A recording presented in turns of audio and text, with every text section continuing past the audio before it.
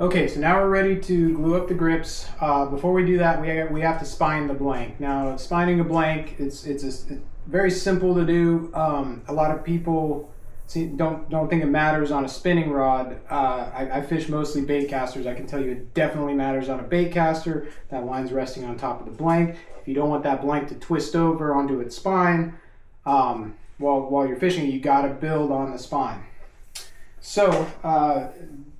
The way to find the spine, rest the butt on the ground, a nice level ground, give it a good bend at the tip, and just roll with your fingertips and it snaps. Now you'll probably find two different spines. You're going to find like a major spine and a minor spine. So I'd say, I think that's my major. So let's do it again. Okay. They're very close, but I think that this is going to be the major spine. Yeah, right there. So this is a casting rod. I know some people like to build against the spine. I like to build with the spine. That's the way the rod naturally wants to bend. I want to use that action as much as possible. So, way I mark it, I get a China marker. Find that major spine.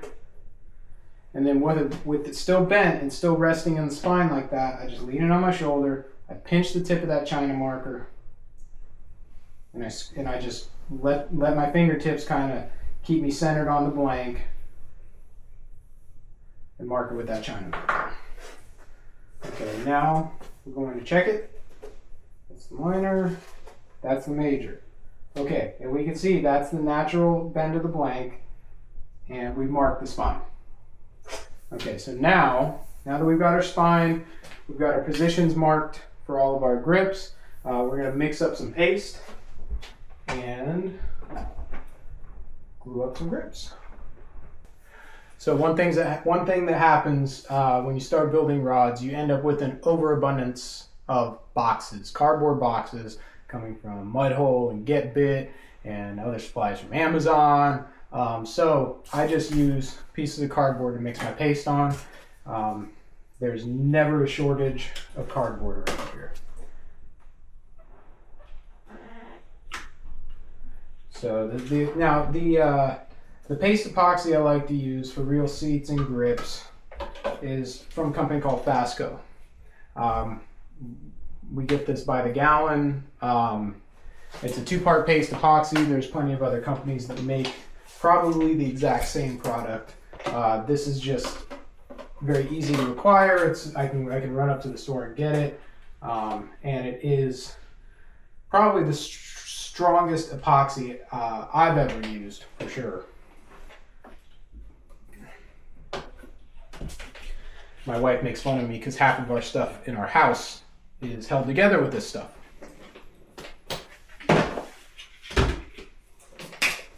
Okay, so equal parts, part A and part B. Just mix them all up real good. The cure time on this, it says, is about 30 minutes.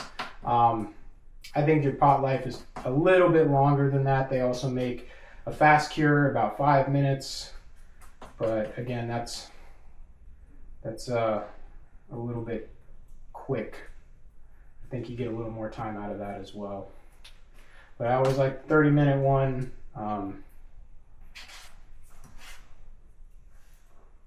It's definitely, rod building in general for me has been a lot of learning curve, so the more time I allow myself to correct mistakes, the better. Okay, so now we've got a nice mix going, and here we go with more dirty work. So first things first, let's do the butt cap. So this butt cap is a 16 millimeter, which just happens to fit perfectly on this blank. If it didn't, we would use some masking tape and build up a couple arbors. This one just happens to be perfect. So we'll just get a little bit of paste here.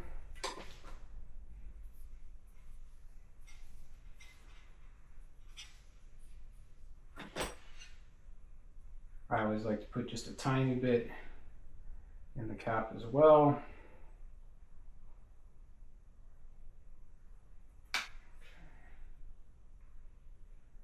Now we just want to, everything that goes on this blank with this paste, we just want to rotate it and make sure the paste gets spread out nice.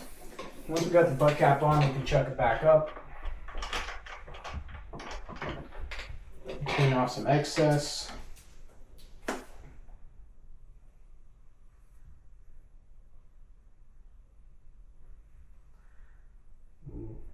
Wouldn't get too concerned about making sure it's all clean right now, because it's all going to need to be wiped down with denatured and cleaned up after that. So next thing that goes on is obviously our fighting butt. So we slide that down. And again, we marked on these with the China marker very lightly which end, I mark which end goes towards the butt on all the grips. That way I don't end up with a bunch of paste getting smeared around and the grip not seating right. So we just make sure that the paste is getting above where the top of the grip is going to sit. You can always clean it up. We're just going to give it a nice even coat. Again, we're going to rotate.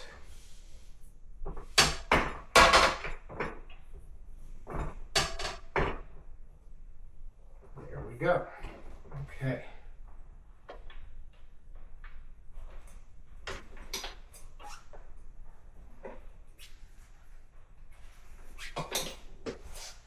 Clean up our excess.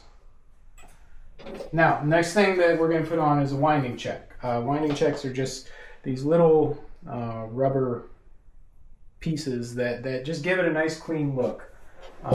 It also lets, if we do any kind of trim work with thread, it's nice to not have the epoxy right up our grip surface, and this will stop that from happening as well. So I usually just get a little bit of extra epoxy, get a nice little, tiny little buildup of it, and just let that winding check seat itself against the grip. Kind of using a thumbnail just to kind of like push in the base of it. Okay.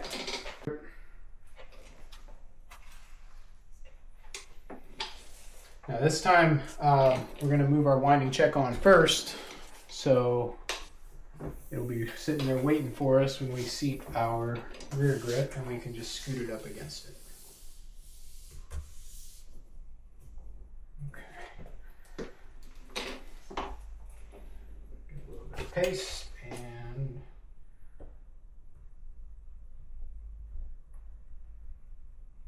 nice even coat.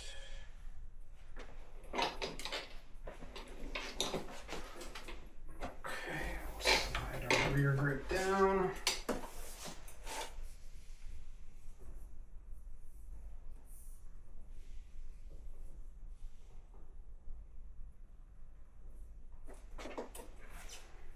Okay. And we will go ahead and get some of that excess. And we've already got a little bit there to scoot our winding check up against the grip.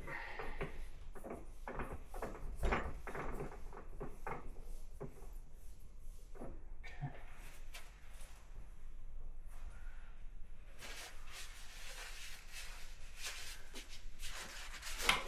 Okay, and next is going to be our reel seat.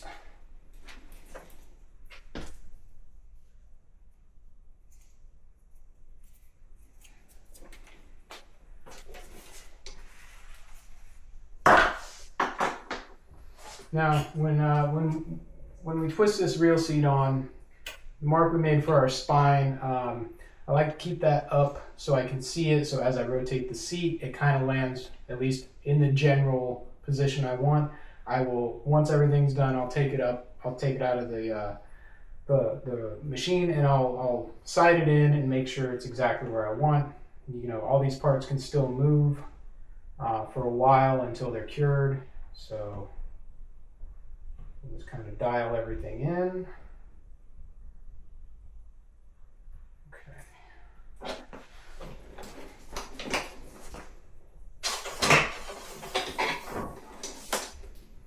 Okay, so my mark is up. Everything's nice and tight.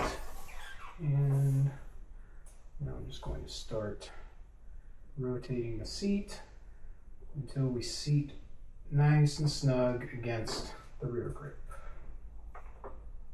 Okay.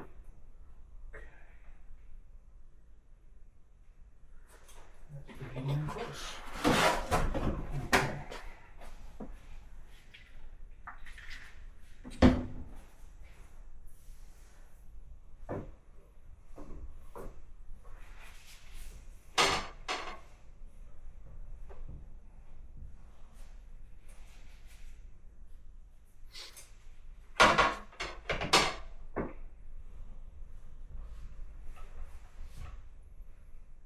Okay. This thing is still going to get a good cleaning once everything is on, but I generally take a look at everything and see what we think.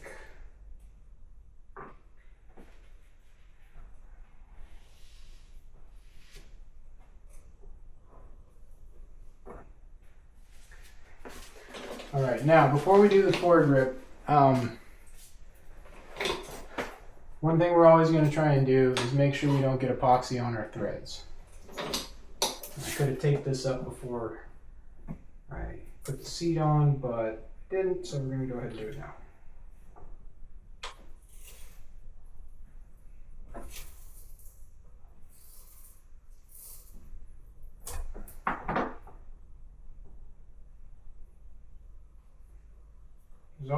There's always a good amount of cleanup, at least for me, after I do grips, but we can at least try and limit it a little bit, especially with those threads. If epoxy gets in those threads, you can definitely clean it out, but it's kind of tedious. You got to get a small brush or something in there, so we're going to try and limit that.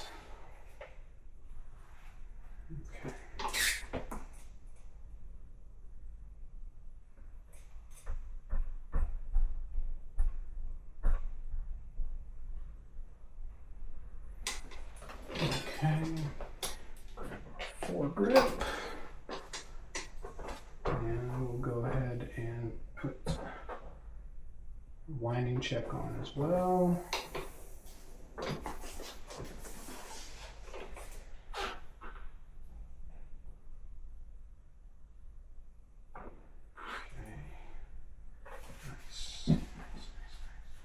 Now we know we don't need the rest of that epoxy, so we can just don't need to save any of that excess.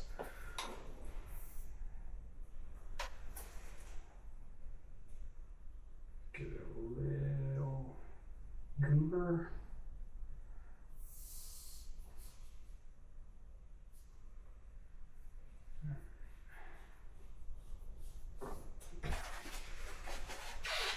Okay, and now let's give it a nice little wipe down right near our tape there before we take it off. Make sure that nothing's going to fall onto those threads. And we'll take our tape off.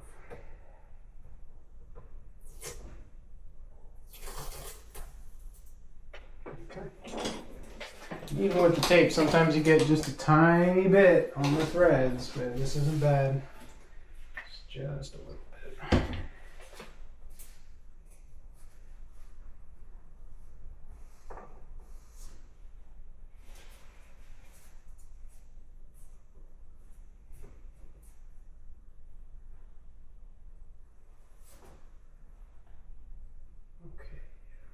Clean. Okay, so now everything's, for the most part, in place. The only thing we have left to do is align the seat to our spine. But before we do that, because we're going to be picking it up, let's go ahead and get everything cleaned up good.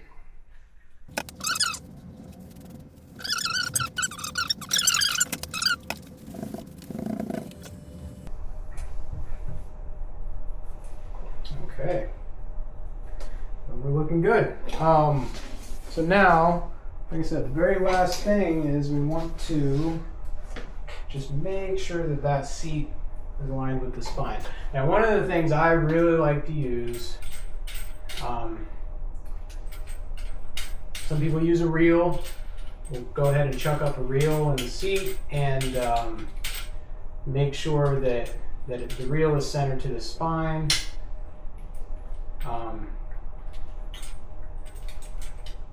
Nothing wrong with that. What I like to use, mud hole product, is CRB Pro. This is an aluminum center point for reel seats, an alignment tool. They used to make them out of plastic, and they actually could like bend and be flimsy. This stays true. So the only caveat to that is you do have to make sure it is centered in the reel seat. These things can migrate to one side or the other. Okay. So when you position it in the reel seat, just make double sure that it is centered. You have the same space on either side of the alignment tool. When you look inside the hood, make sure that it all looks very centered on the seat. Okay, and then I'm going to just sight this with my eye. I know they make some laser tools which may work really well. I was taught to use my eyeballs, and the other thing is that blanks are not perfectly straight. Very, very few blanks are ever going to be perfectly straight. So, like when we do guide layouts and we center guides, I'm trying to center them to the top of the blank, which sometimes is not necessarily a perfectly straight line. So for me, I've always had the best results with just a line of sight. Okay, so now we've got the seat centered to the spine. We've got all our grips glued up. We can look and see that our blank is nice and clean. We've got all our winding checks cleaned up. Everything's looking good. So now it's just waiting and letting this cure. And then once it's all cured up, we'll move on to the next step of the process, which is going to be guide layouts.